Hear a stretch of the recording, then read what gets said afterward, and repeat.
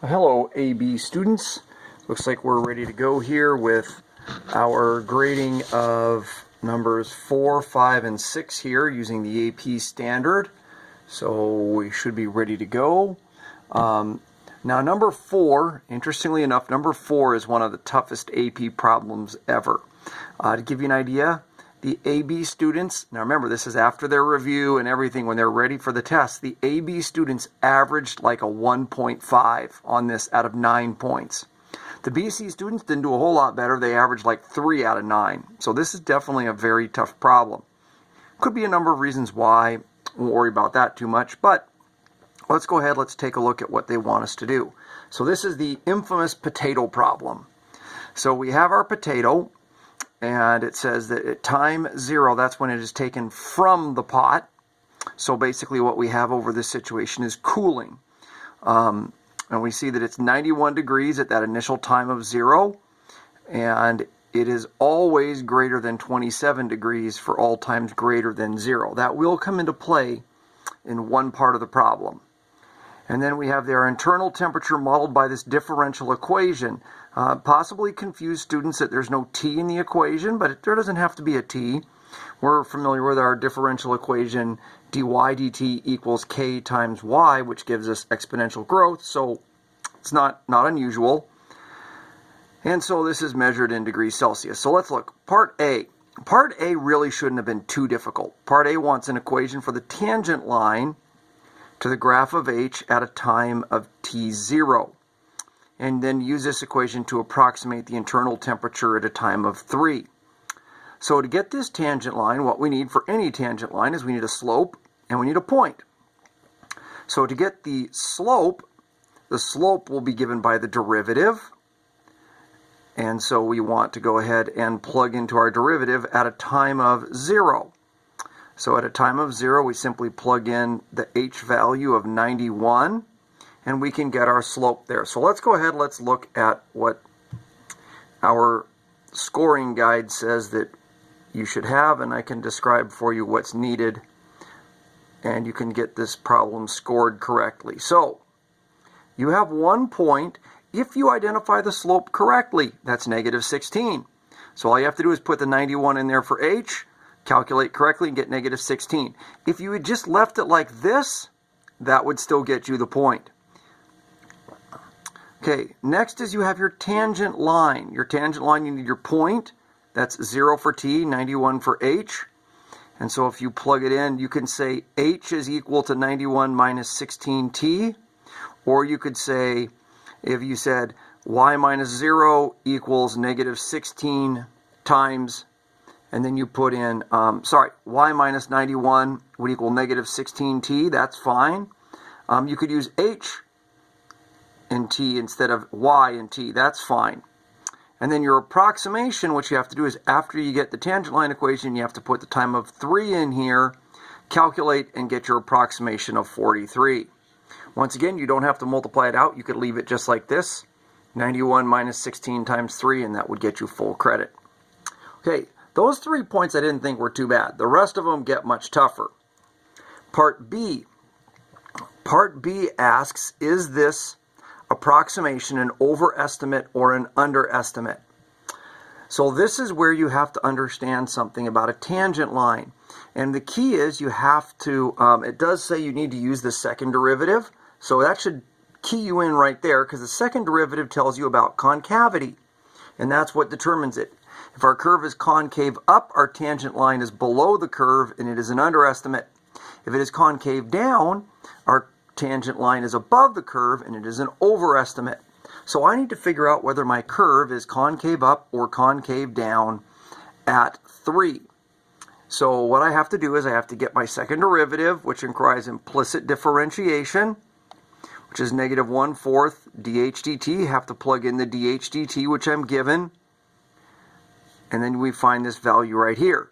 Here is where it's important to know that we're told that h is always greater than 27. Since h is always greater than 27, this must be positive at any time. Therefore, this is always going to be a positive value. It's always going to be concave up. Therefore, since it's concave up, it is an underestimate. You really need pretty much all that. We need to see a correct second derivative, and you need to see something that says it's concave up, and then saying it's an underestimate. All of those need to be present for that single point. Tough point to get. All right, let's look at C. So for C, we're going to solve this here. And so what we see for this one is the first thing we have to do is it gives us a different equation here of G. So if we go back and we look at the problem, we see that we're actually given a different model here of G, and we want to solve this separable differential equation here that we have for this. So solving that, first thing we have to do is separate the variables. If we do not see this separation of variables here, there's no points at all. It's worth 5 points total, section C. Separation of variables gets you 1 point. The next step to get you points would be to take the correct antiderivatives, and we see that in this line here. So the antiderivative of this left side is 3g minus 27 to the 1/3, and the antiderivative of the negative 1 dt is just negative t. And if they don't put plus c, they can still get their antiderivatives, but that's it. That stops right there. To get their third point, they must correctly substitute in 91 for g, 0 for t, and then solve for c of 12. If they do that, they get another point.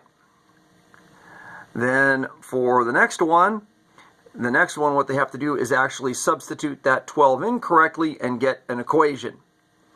Any equation here with g and t, in other words 12 is substituted in, they get that point. Finally, to get the last point, they must solve the equation for g of t.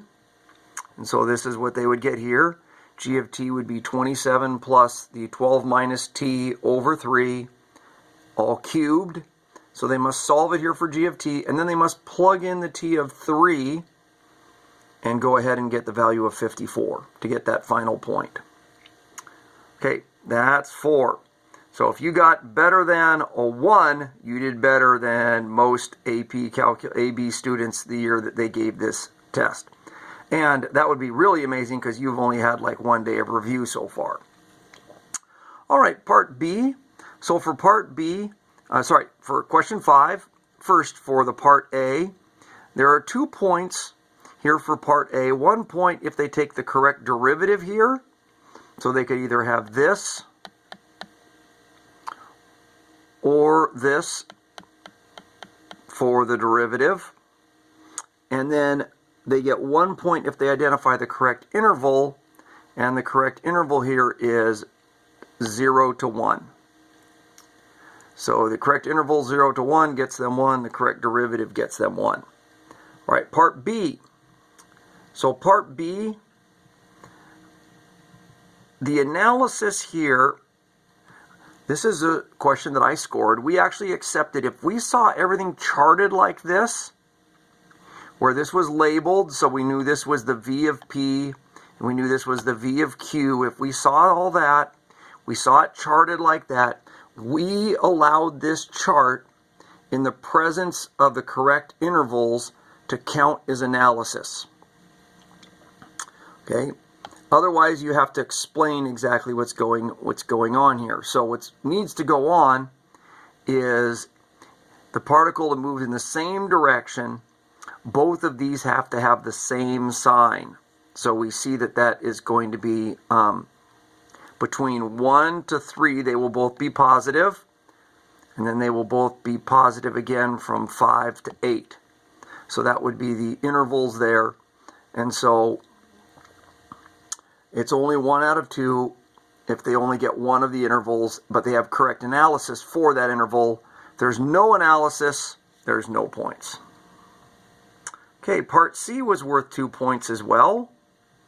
So part C, 1 point was for getting the acceleration of Q, and that ends up being at the value of 2, which is -4. So they need to see that they did the acceleration derivative, and then need to see it there be -4.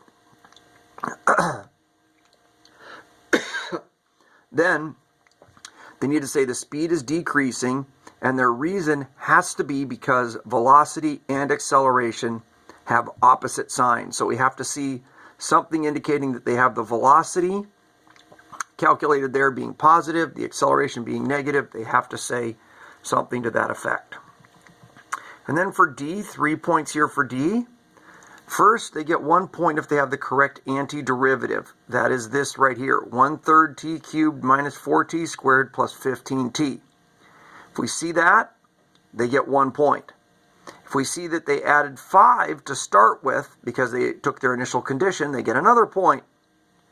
And then if they actually evaluated correctly, using the correct limits here, then they get their value of 23, or they could have left it just like that. That would also get them full credit. Then they get the 3 points. All right, moving on to number 6. So number 6, the way this one should be scored. First, f prime here, they get 2 points if they get the correct value of f prime at pi. And so I believe if you see a correct derivative here, -2 sine 2x plus cosine x times e sine of x, if you see the correct derivative, you can give them 1 point. If they stick pi in and get the correct evaluation here of -1, that would get you the second point. So correct derivative gets you 1 point. Correct evaluation at pi being -1 gets you the second point. Part B, 1 point for the correct derivative here, which is going to be, which in this case has to be h prime of f of x times f prime of x. So we have to see that chain rule in action there. Then if you plug in correctly and evaluate and get the correct value of 1/3 at pi, you get the second point. Then for C, it's worth 3 points. There are 2 points if you get the first derivative, the first derivative here of m, which is going to be -2 g prime of -2x times h of x plus g of -2 of x times h prime of x. And that's your product rule in action. That is worth 2 points. If there's just a mistake somewhere with a sign, likely you would still get 1 of the 2 points. And then if you correctly substitute in the 2 and get a value of -3, you get the third point. Finally for D, D is worth 2 points. So the first point is for getting this fraction here, this 2 minus 10 over 2, which gets you -4. Either this last part or this part gets you the point. And then your justification, you have to reference the mean value theorem or explain the entire mean value theorem. So all you have to say is, therefore, by the mean value theorem, there must be a value c in between -5 to -3 such that the derivative at c equals -4. So either you have to reference the mean value theorem or you have to explain entirely, basically using all the explanation of the mean value theorem is a part of your explanation. It'd take a lot of writing to do that. But I'll give you a quick if you did say, because the average value of the function going from -5 to -3 is -4, that means there must be at least one place between -5 and -3 where the derivative or the instantaneous rate of change is equal to -4, the average rate of change.